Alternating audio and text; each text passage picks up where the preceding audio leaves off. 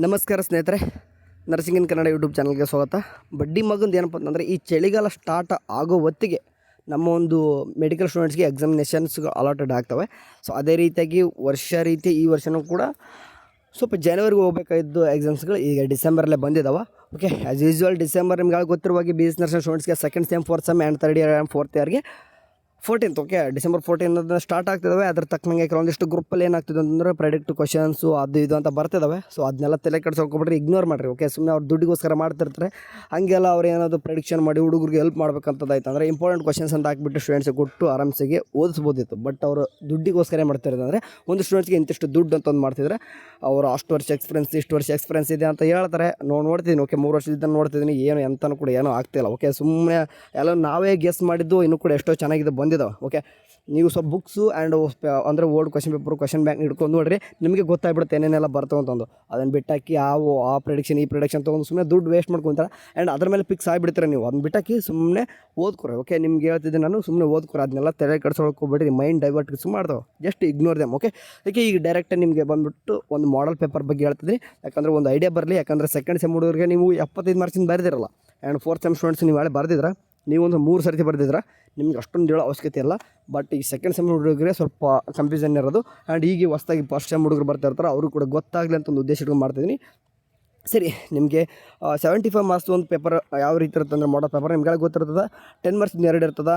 And ಬಂದುಬಿಟ್ಟು ನಿಮಗೆ 5 ಮಾರ್ಕ್ಸ್ದು ಕೂಡ ಎಷ್ಟಿರ್ತವೆ ನಿಮಗೆ ಗೊತ್ತಿರಬೇಕಾಗಿರ್ತದೆ. 5 ಮಾರ್ಕ್ಸಿಂದ ಇರ್ತದೆ. ಅಂದರೆ 9 × 5 45 ಪ್ಲಸ್ 20 ಅಂತಂದರೆ 10 ಮಾರ್ಕ್ಸ್ 2 ಅಂತಂದರೆ 55, 65 ಆಗ್ತದೆ. 65 ಆದ ತಕ್ಷಣ ಸಾರಿ 7 ಇರ್ತವೆ. ಅಂದರೆ 5 ಮಾರ್ಕ್ಸಿನ 7 ಇರ್ತವೆ ಅಂತಂದರೆ ಟೋಟಲಾಗಿ ಬಂದುಬಿಟ್ಟು 5 × 7 35. ಓಕೆ, 35 ಆ್ಯಂಡ್ ಪ್ಲಸ್ 10 ಮಾರ್ಕ್ಸಿನ 2 ಅಂತಂದರೆ 45 ಪ್ಲಸ್ 55 ಆಗ್ತದೆ. ಅಂದರೆ 5 ಮಾರ್ಕ್ಸಿನ 7, 10 ಮಾರ್ಕ್ಸಿನ 2 ಅಂದರೆ ಟೋಟಲಾಗಿ ಎಷ್ಟಾಗ್ತದೆ 55 ಆಗ್ತದೆ. ಆ್ಯಂಡ್ ನೆಕ್ಸ್ಟ್ 2 ಮಾರ್ಕ್ಸಿಂದ ಬಂದುಬಿಟ್ಟು 10 ಇರ್ತವೆ. ಅಂದರೆ ಬರೋಬ್ಬರಿ ನಿಮ್ಗೆ ಬಂದುಬಿಟ್ಟು 75 ಆಗ್ತದೆ. ಈ ಒಂದು ನಿಮಗೆ ಮಾಡಲ್ ಪೇಪರು ನಿಮಗೆ ಗೊತ್ತಿರಬೇಕು ಈ ರೀತಿ ಇರ್ತದಂದು. ಓಕೆ, ಈ ಡೈರೆಕ್ಟಾಗಿ ನಿಮಗೆ ಬಂದುಬಿಟ್ಟು ಮಾಡಲ್ ಪೇಪರ್ ಹೇಳಿದೆ ನಾನು ಈ ರೀತಿ ಇರುತ್ತಂತ. ಜಸ್ಟ್ ಇವಾಗ ನಿಮಗೆ ಆನ್ಸರ್ ಪೇಪರ್ ಮಾಡಲ್ನ ತೋರಿಸ್ತಿದ್ದೀನಿ. ಈ ರೀತಿ ಇರ್ತದೆ, ನಿಮಗೆ ಗೊತ್ತಿರಬೇಕು. ನೀವು ಆಗಲೇ ಅನಾಟಮಿ, ಫಿಸಿಯಾಲಜಿ ಆಗಿರ್ಬೋದು, ಸೈಕಾಲಜಿ, ಸೋಷಿಯಾಲಜಿ ಆಗಿ ಕಂಬೈಂಡ್ ಬರೆದಿರ್ತಾರೆ. ಈಗ ಮೇಲ್ಗಡೆ ಇಲ್ಲಿ ಬರೆದಿರ್ತದೆ ಎಷ್ಟು ಕ್ವಶನ್ಸ್ ಅಟೆಂಪ್ಟ್ ಮಾಡಿರ್ತಾರೋ ಅಷ್ಟನ್ನ ಶೇಡ್ನ ಮಾಡ್ಕೊತಾರೆ. ನೆಕ್ಸ್ಟ್ ನಿಮಗೆ ಕೆಳಗಡೆ ಬಂದುಬಿಟ್ರೆ ಇಲ್ಲಿ ಏನಪ್ಪ ಇರುತ್ತೆ ಅಂತಂದರೆ ನಿಮ್ಮ ನೇಮ್ ಆಗಿರ್ಬೋದು, ಯಾವ ಇಯರು, ಎಲ್ಲ QP ಕೋಡ್ ಎಲ್ಲನೂ ಕೂಡ ಹಾಕ್ಕೊತೀರ. ನೆಕ್ಸ್ಟ್ ಇಲ್ಲಿ ಕೂಡ ನಿಮ್ಮದು QP ಕೋಡ್ ಆಗಿರ್ಬೋದು, ಪಾಕೆಟ್ ನಂಬರು ಎಲ್ಲನೂ ಹಾಕ್ಕೊತೀರ. ಓಕೆ, ನೆಕ್ಸ್ಟ್ ಎಕ್ಸಾಮ್ ಡೇಟ್ ಆಗಿರ್ಬೋದು ನಿಮ್ದೆಲ್ಲನೂ ಕೂಡ ಸೈನ್ ಮಾಡ್ಕೊತಾರೆ, ಅವ್ರು ಹೊರ್ಕೊತಾರೆ. ನೆಕ್ಸ್ಟ್ ಒಂದು ಜನರಲ್ ಇನ್ಸ್ಟ್ರಕ್ಷನ್ ಕೊಟ್ಟಿರ್ತಾರೆ. ನೆಕ್ಸ್ಟ್ ಈ ಒಂದು ಪೇಜಲ್ಲಿ ಡು ನಾಟ್ ರೈಟ್ ಅಂತ ಬರೆದಿರ್ತಾರೆ. ನೆಕ್ಸ್ಟ್ ನಿಮ್ಮದು ಸ್ಟಾರ್ಟ್ ಆಗೋದು ಈ ಒಂದು ಪೇಜಸ್ಲಿದೆ. ಓಕೆ, ಇಲ್ಲಿ ನೋಡಿರಿ ಪೇಜ್ ನಂಬರ್ 1 ಅಂತ ಕಾಣಿಸ್ತಿದೆ. ಓಕೆ, ಅವರು ನಿಮ್ಗೆ ನೋಡಿರಿ ಅವ್ರು ಕ್ವಶನ್ ನಂಬರ್ ಎಲ್ಲಿಂದ ಕೊಟ್ಟಿರ್ತಾರೋ ಅಂದರೆ ಕ್ವಶನ್ ನಂಬರ್ ಅವರೇ ಹಾಕಿರ್ತಾರೆ. ನೆನ್ಪಿಟ್ಕೋಬೇಕು. ಕಾಣಿಸ್ತಿದೆ ಇಲ್ಲಿ ನಿಮ್ಗೆ ಗೊತ್ತಿರಬೇಕು. ಕ್ವಶನ್ ನಂಬರ್ ಹಾಕಿ ಅವರೇ ಹಾಕಿಬಿಟ್ಟಿರ್ತಾರೆ. ನೀವು ಪೇಜ್ ನಂಬರ್ 1 ಅಂತ ಬಂದಿದೆ. ಬಟ್ ನಿಮಗೆ ಈ ಅನಾಟಮಿ, ಫಿಸಿಯಾಲಜಿ ಬರೆಯುವಾಗ ಅವರು ಕ್ವಶನ್ನ ಹಾಕಿ ಕೊಟ್ಟಿರಲಿಕ್ಕಿಲ್ಲ. ಓಕೆ, ಯಾಕಂತಂದರೆ ನಿಮಗೆ ಅವರು 25 ಪೇಜಸ್ನ ಒಂದು ಬುಕ್ಲೆಟ್ನ ಕೊಟ್ಟಿರ್ತಾರೆ. ಬಟ್ ಇದು 75 ಮಾರ್ಕ್ಸ್ ಏನಪ್ಪ ಅಂದರೆ 50 ಪೇಜಸ್ ಇರ್ತದೆ. ಓಕೆ, 50 ಪೇಜಸ್ ಇದ್ದಾಗ ಸ್ವಲ್ಪ ವೇರಿಯೇಷನ್ ಆಗುತ್ತೆ. ಹಂಗೆ ಬಿಟ್ಟು ಇದಕ್ಕೂ ಸ್ವಲ್ಪ ಕಂಪ್ಯಾರಿಸನ್ ಸ್ವಲ್ಪ ಡಿಫ್ರೆನ್ಸ್ ಲೈಟ್ಲಿ ಆಗೇ ಆಗುತ್ತೆ. ಯಾಕಂದರೆ ನಿಮಗೆ 10 ಮಾರ್ಕ್ಸ್ನ 6 ಪೇಜಸ್ ಬರೋಕ್ಕೂ ಕೂಡ ಅಲ್ಲಿ ಬಿಟ್ಟಿರ್ತಾರೆ. ಬಟ್ ಇಲ್ಲಿ ಹಂಗಿರಲ್ಲ. ಸೊ 5 ಪೇಜಸ್ ಬೇರೆದಿರ್ತದೆ. ಲೈಕ್ ನೋಡಿರಿ, ಕ್ವಶನ್ ನಂಬರ್ 1 ಅಂತ ಸ್ಟಾರ್ಟ್ ಆಗಿದೆ ಅಂತಂದರೆ ಪೇಜ್ ನಂಬರ್ 1 ಇದೆ ಅಂತಂದರೆ ಅಪ್ ಟು ಪೇಜ್ 5ವರೆಗೂ ಕೂಡ ತೆಗಿತೀನಿ ನಾನು. ಓಕೆ, ಪೇಜ್ 5ವರೆಗೂ ತೆಗಿತೀನಿ. ಓಕೆ, ಈಗ ಫೇಸ್ 5 ತೆಗೆದಿದ್ದೀನಿ ಅಂತಂದರೆ ಇನ್ನೂ ಕೂಡ ಕ್ವಶನ್ ನಂಬರ್ 1 ಇದೆ. ಅಂದರೆ ಕ್ವಶನ್ ನಂಬರ್ 1 ಇಲ್ಲಿವರೆಗೂ ಕೂಡ ಇನ್ನೂ ಕೂಡ ಬರೀಬೇಕಂತ ಅರ್ಥ. ನೆಕ್ಸ್ಟ್ ನಿಮಗೆ ಇಲ್ಲಿ ನೆಕ್ಸ್ಟ್ ತೋರಿಸ್ತೀನಿ ನೋಡಿ, ಇಲ್ಲಿ ಕಾಣಿಸ್ತಿಲ್ಲ ಪೇಜ್ ನಂಬರ್ 6 ಬಂದರೆ ಕ್ವಶನ್ ನಂಬರ್ 2 ಬಂದಿದೆ. ಅಂದರೆ 10 ಮಾರ್ಕ್ಸ್ ನೀವು 5 ಪೇಜಸ್ನ ಕೊಟ್ಟಿರ್ತಾರಂತ ನಿಮಗೆ ಒಂದು ಐಡಿಯಾ ಬಂತೀಗ. ಅಂದರೆ ಬರೋಬ್ಬರಿ 5 ಪೇಜಸ್ನ ತುಂಬಿಸಲೇಬೇಕು. ಅದಕ್ಕಿಂತ ಹೆಚ್ಚಿಗೂ ಕೂಡ ಬರೆಯೋಕ್ಕೆ ಬರಲ್ಲ. ನಿಮ್ಮ ಹತ್ರ ಕಂಟೆಂಟ್ ಜಾಸ್ತಿ ಇದೆ ಅಣ್ಣ, ನಾನು 7 ರಿಂದ 8 ಪೇಜಸ್ ಬರೀತೀನಿ ಅಂತಂದರೆ ಸೊ ನೀವು ವೇಸ್ಟ್. ಓಕೆ, ಟೈಮ್ ವೇಸ್ಟ್ ಮಾಡಿದ್ರೆ ಬರೆಯೋಕ್ಕೂ ಕೂಡ ಇಲ್ಲ ಇಲ್ಲಿ. ಓಕೆ, ಬರೆಯೋಕ್ಕೂ ಪೇಪರು ಕೊಡಲ್ಲ. ಆ್ಯಂಡ್ ಇನ್ನೂ ಒಂದು ನೋಡಿ, ನಿಮ್ದು ಎಷ್ಟು ಓದ್ಕೊಂಡಿದ್ರು ಕೂಡ ಎಕ್ಸಾಮಲ್ಲಿ ನೀವು 5 ಪೇಜಸ್ನ ಬರೀಬೇಕು. ನೀವು ಕನ್ನಡಿಲಿ ಕರಿ ತೋರಿಸ್ಬೇಕಂತಾರಲ್ಲ ಆ ರೀತಿ ತೋರಿಸ್ಬೇಕಾಗಿರ್ತದೆ. ಲೈಕ್ ಅಂದರೆ ಕರಿ ಅಂದರೆ ಏನು ಬರ್ತಾನೆ ಅಂತ ಕೇಳ್ಬೋದು. ಆನೆಗೆ ಕರಿ ಅಂತ ಕರಿತೀವಿ. ಈ ಚಿಕ್ಕ ಕನ್ನಡಿಯಲ್ಲಿ ಅವು ಆನೆದೆಲ್ಲನೂ ಕೂಡ ಒಂದು ಬಿಂಬ ತೋರಿಸ್ಬೋದಲ್ವ. ಸೊ ಆ ರೀತಿ ನಿಮ್ಮ ಹತ್ರ ಇರುವಂಥದ್ದು ಎಲ್ಲನೂ ಕೂಡ ಆನ್ಸರ್ನ ಒಂದು ಕ್ವಾಲಿಟಿ ರೂಪದಲ್ಲಿ ಒಂದು 5 ಪೇಜಸ್ನಲ್ಲಿ ತೋರ್ಸೋಕ್ಕೆ ಟ್ರೈ ಮಾಡಿ. ಓಕೆ, ನೆಕ್ಸ್ಟ್ ನಿಮಗೆ ಪೇಜ್ ನಂಬರ್ 6 ಬಂದುಬಿಟ್ಟು 10ವರೆಗೂ ಕೂಡ ಏನಪ್ಪ ಇರುತ್ತೆ ಅಂತಂದರೆ ಕ್ವಶನ್ ನಂಬರ್ 2 ಅನ್ನೋದು ಸ್ಟಾರ್ಟ್ ಆಗುತ್ತೆ. ಓಕೆ, ಈಗ 6 ಬಂದುಬಿಟ್ಟು ಪೇಜ್ ನಂಬರ್ 10ವರೆಗೂ ಕೂಡ ತೆಗಿತೀನಿ ನಾನು. ಬೇಕಾದ್ರೆ 8, 9, 10. ಓಕೆ, 10 ಕೂಡ ಕ್ವಶನ್ ನಂಬರ್ 2ನೇ ಕಾಣಿಸ್ತಿದ್ದು, ಬೇಕಾದ್ರೆ ಇಲ್ಲಿ ನೋಡ್ಕೊರಿ. ಆ್ಯಂಡ್ ನೆಕ್ಸ್ಟ್ ಇಲ್ಲಿ ಏನು ಮಾಡ್ತೀನಿ ಅಂತಂದರೆ ನಿಮಗೆ ನೆಕ್ಸ್ಟ್ ಪೇಜ್ ನಂಬರ್ 11 ಹೋತಂದರೆ ಕ್ವಶನ್ ನಂಬರ್ 3 ಆಲ್ಮೋಸ್ಟ್ ಸ್ಟಾರ್ಟ್ ಆಗಿಬಿಡುತ್ತೆ. ಬಟ್ ನೋಡಿ, ಅವ್ರು ನಿಮಗೆ ಹೇಳಿದೆ ನಾನು ಕ್ವಶನ್ ನಂಬರ್ ನಿಮಗೆ ಕ್ವಶನ್ಸ್ಗಳು 7 ಇರ್ತವೆ ಅಂತಂದು 7 ಅಂತಂದರೆ ನಿಮ್ಗೆ ಅರ್ಥ ಮಾಡ್ಕೋಕು 3 × 7 ಎಷ್ಟಾಗುತ್ತೆ 21 ಆಗುತ್ತೆ. 21 + ಇವು 10 ಅಂದರೆ 10 ಮಾರ್ಕ್ಸ್ 2 ಅಂತಂದರೆ 31ವರೆಗೂ ಕೂಡ ಅಷ್ಟೇ ಅರ್ಥ ಬರ್ತಾರೆ ಅಂತ ಕೇಳ್ಬೋದು. ನೋಡಿ ಮುಂದೆನೂ ಕೂಡ 3 ಪೇಜ್ ಕೊಡ್ತಾರೆ ಅಂತಂದರೆ ಕೆಲವೊಂದಿಷ್ಟು ನೋಡಿ ಇದು RGHS ಕ್ವಶನ್ ಮಾಡಲ್ ಪೇಪರ್ ಆಗಿರೋ ಕಾರಣ ನೀವು ನರ್ಸಿಂಗ್ ಹುಡುಗರು ಒಂದೇ ಬರೀತಿರಲ್ಲ, ಬೇರೆ ಬೇರೆ ಸ್ಟೂಡೆಂಟ್ಸ್ ಕೂಡ ಬರೀತಾ ಇರ್ತಾರೆ. ಆ ಒಂದು ಸ್ಟೂಡೆಂಟ್ಸ್ ಯಾವ ರೀತಿ ಇರ್ತಂದರೆ ಕೆಲವೊಬ್ಬರಿಗೆ 9, 10, 5 ಮಾರ್ಕ್ಸಿಂದ ಇರ್ತವೆ. ಓಕೆ, ನಮ್ಮ BSc ಸ್ಟೂಡೆಂಟ್ಸ್ಗೆ ನೋಡಿ ಹೇಳಿದೆ ನಾನು 5 ಮಾರ್ಕ್ಸಿಂದ 7 ಇರ್ತವೆ ಅಂತ ಹೇಳಿದೆ. ಬಟ್ ಕೆಲವೊಂದಿಷ್ಟು ಸ್ಟೂಡೆಂಟ್ಸ್ಗೆ 9, 10 ಕೂಡ ಇರ್ತದೆ. ಅಂದರೆ 5 ಮಾರ್ಕ್ಸಿಂದ 9, 10 ಕ್ವಶನ್ಸ್ಗಳು ಬರ್ತವೆ. ಸೊ ಹಂಗಾಗ್ಬಿಟ್ಟು ಅವಾಗ ಪೇಜಸ್ ಬೇಕಲ್ವಾ. ಸೊ ಹಂಗಾಗಿಬಿಟ್ಟು ಎಲ್ಲರಿಗೂ ಅನುಕೂಲ ಆಗಲಿ ಅನ್ನೋ ಹಾಗೆ ನಿಮಗೆ ಹಾಗೆ ಸ್ವಲ್ಪ ಸ್ಕ್ರಾಲ್ ಮಾಡ್ತೀನಿ ಬೇಕಾದ್ರೆ. ಈಗ ಪೇಜ್ ನಂಬರ್ 11ಇಂದ ಹಿಡಿದ್ಬಿಟ್ಟು ಕ್ವಶನ್ ನಂಬರ್ 3 ಸ್ಟಾರ್ಟ್ ಆಗುತ್ತೆ ಅಂದರೆ 11, 12, 13 ಅಂದರೆ 11, 12, 13, 5 3 ಪೇಜ್ ಇರ್ತದೆ. ನೆಕ್ಸ್ಟ್ ನಿಮ್ಗೆ ಏನಾದರೂ 14ನೇ ಪೇಜ್ಗೆ ಹೋಗ್ತಂದರೆ ಕ್ವಶನ್ ನಂಬರ್ 4 ಅಂತ ಆಗಬೇಕು. ಓಕೆ, ಇಲ್ಲೇ ತೋರಿಸ್ಬಿಡ್ತೀನಿ ನಿಮ್ಗೆ ಫಸ್ಟು ಸ್ವಲ್ಪ ಕನ್ಕ್ಲೂಷನ್ ಆಗಿಬಿಡಿ ನಿಮಗೆ. ನೋಡಿರಿ ಪೇಜ್ ನಂಬರ್ 13 ಇದೆ ಅಂತಂದ್ರೂ ಕೂಡ ಇನ್ನೂ ಕೂಡ ಕ್ವಶನ್ ನಂಬರ್ 3 ಇದೆ. ನೆಕ್ಸ್ಟ್ ಈಗ 14 ತೆಗಿತೀನಿ ನೋಡಿ ನಾನೀಗ. ಓಕೆ, ಇಲ್ಲಿ 14 ತೆಗೆದಿದ್ದೀನಿ, ಕ್ವಶನ್ ನಂಬರ್ 4 ಬಂದಿದೆ.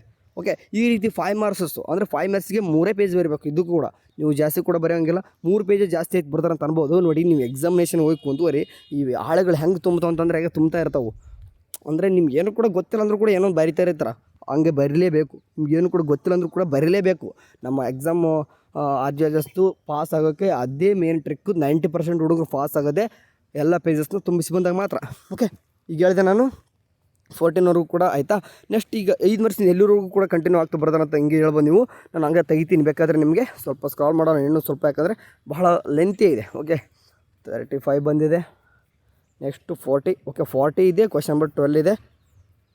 ಓಕೆ, 13 ಅಂದರೆ 40ವರೆಗೂ ಕೂಡ ಏನಿದೆ ನೋಡಿ 39. ಓಕೆ, 39 12 ಇದೆ. ನೋಡಿರಿ ಇನ್ನೂ ಕೂಡ ಅಂದರೆ question number 12 and question number 12 and 39 question number 12 ಅಂತಂದರೆ ಈಗ 38 ಕೂಡ 12 ಇರ್ತದೆ. ಓಕೆ, ಅಂದರೆ 37 11 ಇರ್ತದೆ ಎಕ್ಸಾಂಪಲ್. ಓಕೆ, ಕಾಣಿಸ್ತೀವಿ ನೋಡಿರಿ ಕ್ವಶನ್ ನಂಬರ್ 37 11 ಇದೆ, 11 ಇದೆ. ಆ್ಯಂಡ್ ಕ್ವಶನ್ ನಂಬರ್ 12 ಕೂಡ 38 ಸ್ಟಾರ್ಟ್ ಆಗ್ತದೆ.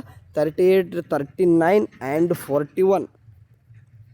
ಓಕೆ, 41 ಬಂದುಬಿಟ್ಟು 13 ಅಂತಂದರೆ ಈಗ ನೀವು ಒಂದು ಕನ್ಕ್ಲೂಷನ್ ಬರ್ತದೆ 10 ಅಂತ ಫಿಕ್ಸ್. ಎಲ್ಲ ಒಂದು RGHS ಕ್ವಶನ್ ಯಾವುದೇ ಇರಲಿ ಕ್ವಶನ್ ಲಾಂಗೇಶೆ ಬಂದುಬಿಟ್ಟು 2 ಇರ್ತವೆ ಅಂತ ಗೊತ್ತಿದೆ.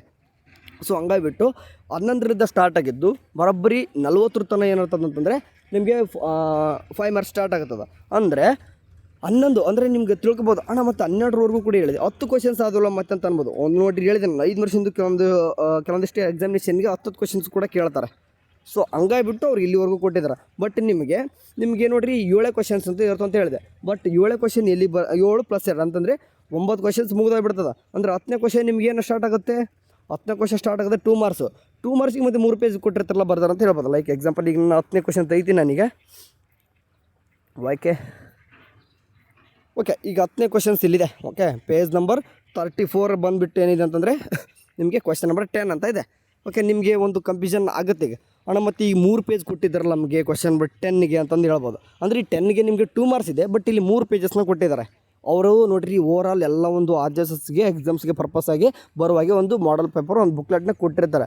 ನೀವು ನೋಡಿ ನಿಮ್ಗೆ ಒಂದೇ ಪೇಜ್ ಬರೀರಿ. ನೀವು 2 ಮಾರ್ಕ್ಸಿಂದು 3 ಪೇಜ್ ಬರಿತೀರ ಅಂತಂದರೆ ಬರೀರಿ, ನಿಮ್ಮ ಟೈಮ್ ಇದ್ರೆ ನಿಮ್ಗೇನು ಬೇಡನಲ್ಲ. ಬಟ್ 2 ಮಾರ್ಕ್ಸ್ಗೆ ಒಂದು ಪೇಜ್ ಎನಫ್ ಸಾಕು. ನಿಮ್ಗೆ ಏನೇ ಒಂದು ಕೇಳಿ ಈ ಒಂದು ಪೇಜಸ್ನ ತುಂಬಿಸೋಕೆ ಟ್ರೈ ಮಾಡಿಬಿಡ್ರಿ. ನಿಮ್ಗೆ 10 ಕ್ವಶನ್ಸೇ ಬಂದಿರ್ಬೋದು. 10ನೇ ಕ್ವಶನ್ಸೇ ನಿಮ್ಮ 2 ಮಾರ್ಕ್ಸ್ ಇರ್ತದೆ. ಓಕೆ, ಏನು ತಲೆ ಕೆಡಿಸ್ಕೊಬಿಟ್ರೆ, ಯಾಕಂದರೆ 5 ಮಾರ್ಕ್ಸಿಂದು 7 ಇರ್ತವೆ. 10 ಮಾರ್ಕ್ಸಿನ 2 ಅಂತಂದರೆ 9 ಕ್ವಶನ್ಸ್ ಆಗೋದು ಇಲ್ಲಿ. 10ನೇ ಕ್ವಶನ್ಸ್ ಬರೋದೇ ಮತ್ತು ನಿಮ್ಗೆ 2 ಮಾರ್ಕ್ಸ್ ಅಂದರೆ ನಿಮ್ಗೆ 3 ಪೇಜ್ ಇರ್ತದೆ. ನೋಡಿರಿ 34ನೇದು 10ನೇ ಕ್ವಶನ್ ಇದೆ. ಓಕೆ, 35 ಬಂದುಬಿಟ್ಟು ಓಕೆ ಇಲ್ಲೇನೋ ಕೂಡ ತೋರಿಸ್ತೀನಿ ನಿಮಗೆ. 10ನೇ ಕ್ವಶನ್ ಎಲ್ಲಿಂದ ಸ್ಟಾರ್ಟ್ ಆಗಿದೆ. ಓಕೆ, 32ರಲ್ಲಿಂದನೇ ಸ್ಟಾರ್ಟ್ ಆಗಿದೆ ಆ್ಯಕ್ಚುಲಿ. 32, 33, 34 ಎಲ್ಲ ಕೂಡ 10ನೇ ಕ್ವಶನೇ ಇದೆ. ಬಟ್ ನಿಮಗೆ ಇರೋದು 2 ಮಾರ್ಕ್ಸಿಗೆ ಮಾತ್ರ. ಸೊ ಹಂಗಾಗಿ 3 ಪೇಜ್ ಬರೋಂಥ ಅವಶ್ಯಕತೆ ಇರೋಲ್ಲ. ನೀವು ಒಂದೇ ಪೇಜಸ್ ಬರೆದ್ಬಿಟ್ಟು ಡೈರೆಕ್ಟಾಗಿ ನೀವು 11ನೇ ಕ್ವಶನ್ ಬರಿತೀನಿ ಅನ್ನೋದು ಅಂತಂದರೆ ಓಕೆ, 11ನೇ ಕ್ವಶನ್ ಬರಿತೀನಿ ಅಂತಂದರೆ ಮತ್ತು ನೀವು ಇಲ್ಲೇ 33ಗೆ ಬರೋಂಗಿಲ್ಲ.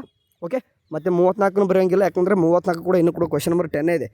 ನೆಕ್ಸ್ಟ್ ಈ 35 ಅಂತ ಕಾಣಿಸ್ತಿದೆ ನೋಡಿರಿ. 35ನೇ ಪೇಜಿಗೆ ಬಂದುಬಿಟ್ಟು ಕ್ವಶನ್ ನಂಬರ್ 11 ಇದೆ. ಅಂದರೆ 10 ಮಾರ್ಕ್ಸಿಗೆ 10ನೇ ಕ್ವಶನ್ಸು 2 ಮಾರ್ಕ್ಸಿಗಿದೆ ಅಂತಂದರೆ ನೀವು ಎಷ್ಟಿತ್ತು 32ನೇ ಪೇಜಲ್ಲೇ ಬರೀಬೇಕು. ಓಕೆ, ನೀವು 11ನೇ ಕ್ವಶನ್ಸ್ ಬರಿತೀನಿ ಅಂತಂದರೆ ನೀವು ಬಂದುಬಿಟ್ಟು 35ನೇ ಪೇಜಲ್ಲೇ ಬರಿಬೇಕಾಗಿರ್ತದೆ. ಓಕೆ, ಸ್ವಲ್ಪ ಇದು ಹಂಗೆ ಮುಂದುವರಿಯುತ್ತೆ ಅಪ್ ಟು 40ನೇ ಪೇಜ್ವರೆಗೂ ಕೂಡ ಹಿಂಗೆ ಮುಂದುವರಿಯುತ್ತದೆ. ಯಾಕಂದರೆ ಸ್ವಲ್ಪ ಕೆಲವೊಂದಿಷ್ಟು ಎಕ್ಸಾಮ್ಸ್ಗಳಿಗೆ 5 ಮಾರ್ಕ್ಸ್ ಸ್ವಲ್ಪ ಜಾಸ್ತಿ ಇರುತ್ತೆ ಅನ್ನೋಕ್ಕೆ ಸ್ವಲ್ಪ ಮುಂದುವರಿಯುತ್ತೆ. ಯಾಕಂದ್ರೆ 3 ಕ್ವಶನ್ಸ್ ಜಾಸ್ತಿ ಮಾಡ್ತಾರೆ ಒಂದು ಸ್ವಲ್ಪ. ಓಕೆ, ಅಪ್ ಟು ಎಲ್ಲಿವರೆಗೂ ಕೂಡ ಅಂತಂದರೆ 40ವರೆಗೂ. ಓಕೆ, ತೋರಿಸಿದ್ದಾನೆ 40ವರೆಗೂ ಕೂಡ ಕ್ವಶನ್ ನಂಬರ್ 12 ಕಾಣಿಸ್ತಿದೆ. ಓಕೆ, ಕಾಣಿಸ್ತಿದ್ವಾ ಪೇಜ್ ನಂಬರ್ 40 ಏನಿದೆ ಕ್ವಶನ್ ನಂಬರ್ 12 ಇದೆ ಅಂತಂದರೆ 30 ಏನಾಗುತ್ತೆ ಅಂತಂದರೆ ನಾರ್ಮಲಾಗಿ ಮುಂದುವರಿಯುತ್ತೆ. ಅಂದರೆ ಕ್ವಶನ್ ನಂಬರ್ 13 ಏನಾದರೂ ಬರ್ತೀನಿ ಅಂತಂದರೆ ಪೇಜ್ ನಂಬರ್ 41 ಬರೀತೀರಾ. ನೆಕ್ಸ್ಟ್ 42 ಕೂಡ ಏನು ನಡೀತೆ ಅಂದರೆ 42 ಪೇಜು ಕ್ವಶನ್ ನಂಬರ್ 14 ಬರುತ್ತೆ. ಓಕೆ, ತಲೆ ಕೆಡಿಸ್ಕೊಳ್ಕೊಬಿಡ್ರಿ. ಯಾವಾಗ ನಾರ್ಮಲಾಗಿ 41 ಪೇಜಸ್ ನಿಮ್ಮದು 2 ಮಾರ್ಕ್ಸ್ನು ಒಂದೊಂದು ಪೇಜ್ ಕೊಡ್ತಾ ಹೋಗ್ತಾರೆ ಅವರು. ಓಕೆ, ಅಪ್ ಟು ನೀವು ನಿಮ್ಗೆ ಎಷ್ಟು 19 ಕ್ವಶನ್ಸ್ ಇರ್ತವೆ. ಸೊ ಹಂಗಾಗ್ಬಿಟ್ಟು 19ನೇ ಕ್ವಶನ್ವರೆಗೂ ಕೂಡ ಲೈಕ್ ತೋರಿಸ್ತೀನಿ ನಿಮಗೆ. ಓಕೆ, ಇಲ್ಲಿ 19ನೇ ಕ್ವಶನ್ವರೆಗೂ ಕೂಡ ನಿಮಗೆ ಅಂದರೆ 47 ಪೇಜ್ವರೆಗೂ ಕೂಡ ನೀವು ಆರಾಮ್ಸೆ ಬರಿಬೋದು. ಮತ್ತು ನೀವೇನಾದರೂ ಮತ್ತೆ ಎಕ್ಸ್ಟ್ರಾ ಬರಿತೀನಿ ಅಂತಂದರೆ ಬರೆಯೋಂಗಿಲ್ಲ, ತಿಳ್ಕೊಬೇಕು. ಇಲ್ಲ ನಾನು ಈಗ ಪೇಜ್ ನಂಬರ್ 48 ಬರಿತೀನಿ ಅಂತಂದರೆ ಬರೆದ್ರೆ ವೇಸ್ಟ್. ಯಾಕಂದರೆ ಕ್ವಶನ್ ನಂಬರ್ 20 ನಿಮಗೆ ಕ್ವಶನೇ ಇರಲ್ಲ, ಕ್ವಶನೇ 20 ಇರಲ್ಲ, 19 ಇರ್ತವೆ.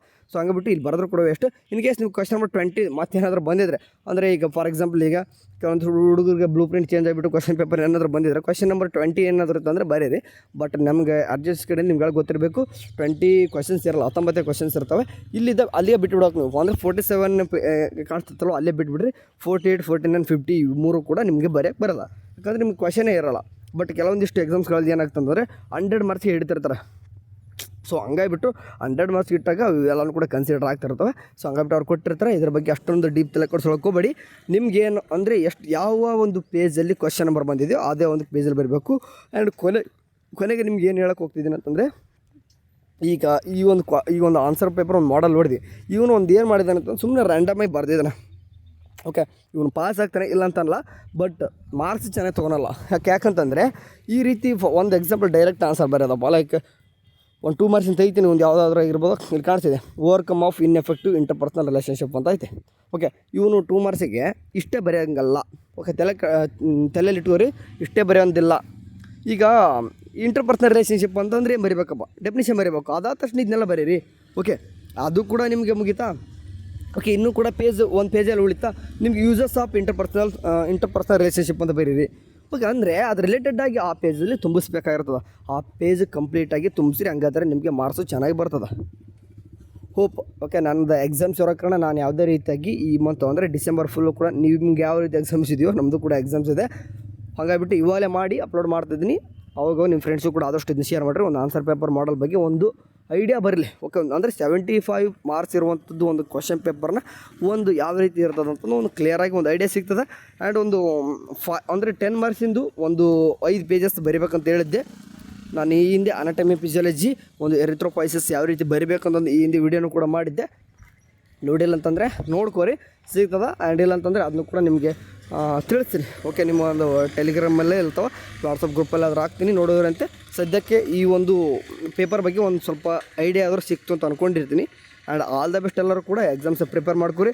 ಇವಾಗಲಿದ್ದಾರು ಸ್ಟಾರ್ಟ್ ಮಾಡಿರಿ. ಇನ್ನೂ ಕೂಡ ಕೆಲವೊಂದಿಷ್ಟು ಹುಡುಗರು ಇರ್ತಾರೆ ಇನ್ನೂ ಕೂಡ ಸ್ಟಾರ್ಟೇ ಮಾಡಿರಲ್ಲ, ಓದ್ಕೋರಿ. ಯಾಕಂದ್ರೆ ನಾಳೆ ಗಡ್ಡಕ್ಕೆ ಬೆಂಕಿ ಹತ್ತಿದ್ದಾಗ ಬಾವಿ ತೋಡೋದಂತಲ್ಲ, ಆ ರೀತಿ ಮಾಡ್ಕೊಳ್ಕೋಬೇಡ್ರಿ.